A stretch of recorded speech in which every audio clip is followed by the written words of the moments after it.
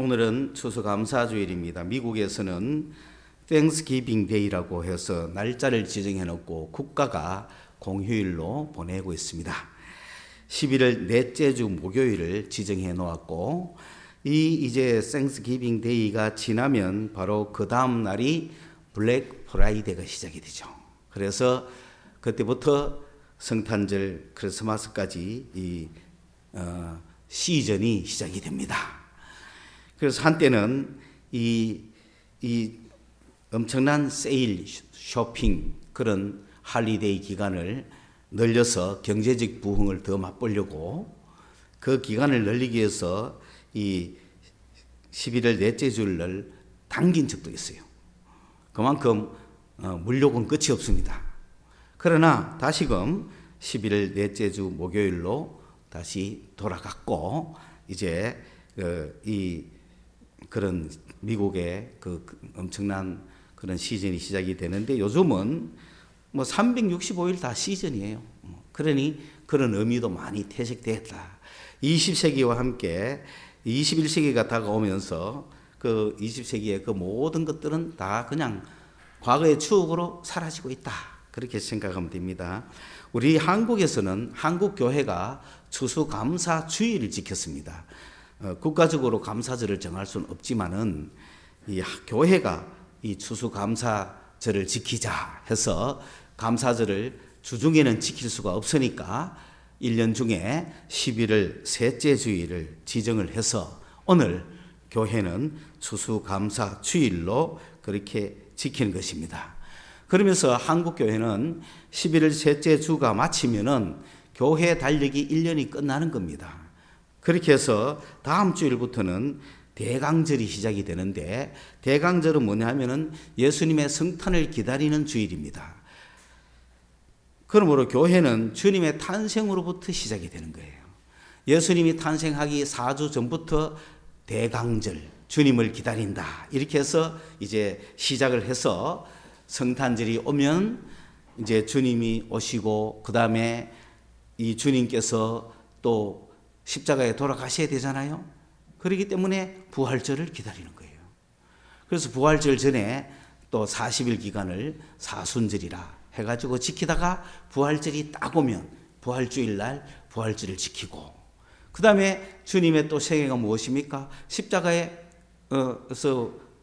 복가서 돌아가셨으니까 이제 주님이 성천하셔갖고 우리에게 함께 하기 위하여 성령을 보내셨어요. 그래서 성령이 오신 날이 오순절. 그래서 부활 후에 50일 후에 주님께서 성령을 보내셨기 때문에 성령이 이 땅에 오셔가지고 오늘 우리와 함께 계십니다. 그 성령께서 오신 것을 기념하는 오순절. 그 오순절 때부터 이 색이 녹색이에요. 이 녹색은 생명, 성장을 상징하는 거죠. 그래서 오순절 이후부터 11월 셋째 주 추수감사절 오늘까지 이 색으로 몇 개월을 성장하는 거죠. 그게 추수기간인 거예요. 추수기간. 구원받을 영혼을 추수하는 그런 기간. 그래서 이 추수기간이 끝나면 오순절이 끝나면은 드디어 주님이 오신다. 이렇게 해서 1년이 돌아가는 것입니다. 오늘 이 마지막 이 추수감사 주일을 맞이하는 오순절의 마지막 주일. 그 마지막 오순절 주일을 기념해서 우리가 성찬도 하고 또 제가 특별히 가운도 입고 거기다가 이 녹색으로 여러분에게 상징을 보여주고 있습니다. 근데 오순절이 5월 6월쯤 되면은 7, 8, 9, 10, 11일까지 여러분 거의 1년 내내 이 색깔을 많이 보죠. 뭐 TV에 다른 교회 목사님 들어보면 이 색깔인 이유가 그거예요. 오순절 기간이다 이런 뜻이에요. 오순절 기간에는 이런 거 딴 거 하지도 못해. 요게 이제 내 대강절 색깔이에요. 대강절 되면은 보라색으로 왕의 색깔로 가는 거예요. 그래서 이제 오늘 마지막 이 녹색을 보면서 우리에게 생명을 주시고 끊임없이 성장하는 우리의 모습을 상징했구나. 그렇게 보시고 1년간 여러분은 얼마나 잘하셨습니까? 우리 젊은 학생들은 쭉쭉쭉 자라는데 우리 어르신들은 자라는 게 아니고 막 2cm씩 줄죠. 키 재보면 그죠? 그 준 건 아닙니다. 어디서 쭉으로 든 거지. 뭐 그냥 한때는 그래도 올라갔던 때가 있었다. 그러나 성숙할 것이다. 그죠? 키는 더 못 컸는지 모르지만은 우리가 신앙적 성숙은 했다. 지난 봄보다는 지금 가을, 겨울이 여러분 신앙적으로 좀 성숙했죠? 예, 아멘입니다. 예. 이렇게 해서 한 해를 마감하는 이 추수감사 주일에 이 지난 한 해를 돌아보면서 감사를 드리는 것은 물론이지만 앞으로 주님 오실 때까지 우리가 살아가야 하는데 무엇을 하며 어떻게 해야 살아가야 할 것인가? 이 시간 이후부터 우리는 어떻게 살아가야 하는가 하는 말씀. 바로 그것은 필라델피아입니다. 필라델피아가 무슨 뜻입니까?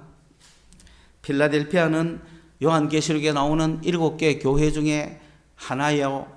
그러니까 소아시아 지방에 있는 그런 이름이지만은 유명한 것은 미국에 필라델피아가 있죠. 그 명칭이 그대로 가는 겁니다. 그 필라델피아의 뜻은 필로 아델포스. 그 아델포스 하면 형제죠. 형제 자매들, 이웃입니다.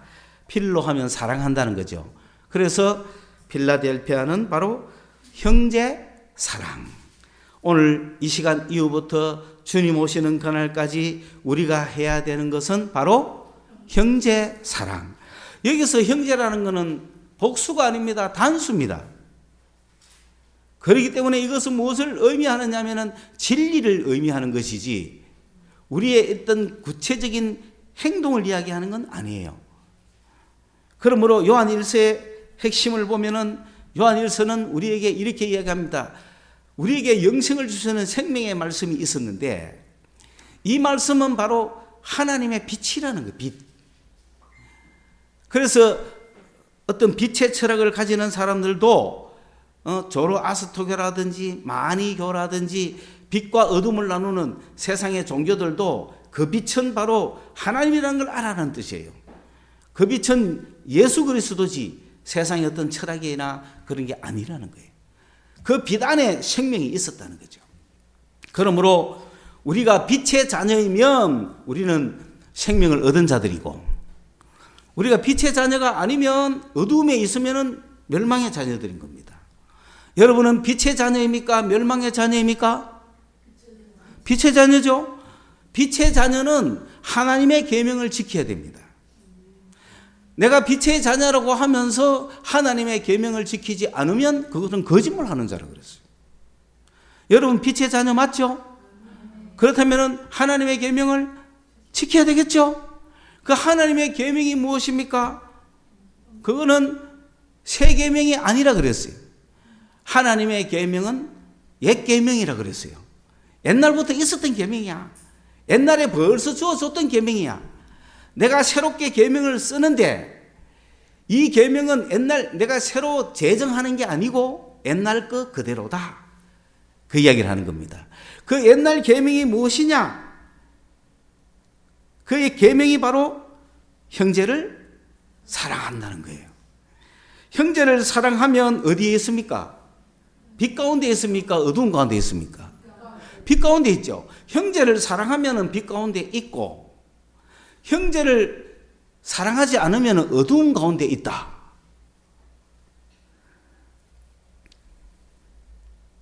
다시 말하면 7절, 8절, 9절, 10절, 11절 오늘 읽은 말씀 4개 구절에 그 모든 것이 다 담겨 있어요. 7절에는 계명이 뭐냐? 그 계명은 처음부터 너희들이 들어왔던 거다. 그 계명은 처음부터 끝까지 형제 사랑이다. 내가 하나님의 계명을 지켜야만 하나님 빛 가운데 있고 그 계명은 무엇이냐면은 형제 사랑이라는 건데 어두움은 지나갔다. 그죠? 어두움은 지나갔죠, 우리? 지나갔습니까? 예수 믿고 하나님의 자녀가 되면은 우리는 뭐가 지나갔어요? 어두움은 지나갔어요. 그러므로 우리 속에는 형제의 사랑이 있어야 되겠죠? 그게 당연하다는 거예요. 아니 실제로 사랑하고 안 하고 그건 그 다음 문제라. 여기서는 단수를 써서 진리를 가르쳐 주는 거야. 그러니까 여러분은 형제 사랑하는 것이 당연하죠. 왜? 어디 있기 때문에? 빛 가운데 있기 때문에. 이해됐어요? 그 진리를 이야기하는 거예요. 왜? 우리가 예수를 믿는 순간에, 하나님의 자녀가 되는 순간에 어둠은 지나갔어. 우리에게 어둠은 지나갔어. 우리는 빛밖에 없어. 믿습니까? 예. 그런데도 아직까지 형제를 미워하고 있다면 너는 아직 어둠 가운데 있다는 거예요. 내가 형제를 사랑하고 있다면 나는 마지막 날 하나님 앞에서나 어느 누구 앞에서나 스캔들이 없을 것이다. 거리낌이 없을 것이다. 불편한 게 없을 것이다. 지금 여러분이 하나님 앞에 섰을 때 불편한 게 있습니까? 만약에 여러분이 대답을 못 한다면 여러분이 빛 가운데 있다면 계명을 지키는 것이고, 계명은 바로 형제 사랑인데, 여러분이 형제를 사랑한다면 하나님 앞에 거리낄 게 있습니까? 없다고 말해야 돼. 없죠? 없죠? 믿으셔야 돼. 없어야 될 여러분이 지금 거리낀 가운데 있다는 것은 빨리 고쳐야 될 문제지. 그리고 나는 사랑해야 되는데 안 되는구나. 이 사람 빛 가운데 있어요? 어두운 가운데 있어요? 뭐라고? 빛 가운데 있다 이 말입니다. 무슨 말인지 이해 갔어요? 어두운 가운데는 사랑해야 되는 생각을 못 한다는 거지. 어두운 가운데 있는 사람은 미워한다 이 말입니다. 어두운 사람은 네가 나한테 한 듯이 나도 네한테 할 거야. 이따구로 짓을 한답니다. 무슨 의미가 그러죠? 그런데 빛 가운데 있는 사람은 아이고 내가 사랑해야 되는데 저런만 보면 성질난다. 이 빛 가운데 있어요? 어두운 가운데 있어요? 빛 가운데 있다니까. 그걸 하셔야 된다니까. 왜 빛 가운데 있는 자녀가 어두운 가운데 있는 자처럼 행동하느냐 이 말입니다. 확실한 진리 안에 서라 이 말입니다. 우리는 어두운 가운데 있지 않아요. 우리에게 어두움은 지나갔어요. 예수가 오기 전에는 내가 어두운 가운데 있었는데, 어두운 가운데 있으면은 어두운 가운데 있다는 것은 소경을 이야기하죠. 어두운 가운데 있다는 것은 눈앞이 흐리흐리하다는 거예요. 안개 가린 듯이 막 흐리흐리한 거를 티플러스 소경이라 그래요. 그 눈앞이 잘 안 보인다는 거죠. 그렇죠? 눈이 밝은 사람은 사우나 대중탕 안에서 그 엄청난 전기 가운데서도 다 잘 보는데, 평소 안경 낀 사람은 그죠? 갑자기 사우나 들어가면 눈앞에 안경이 그냥 쫙 가리잖아요. 그러면 뭘 벗어요?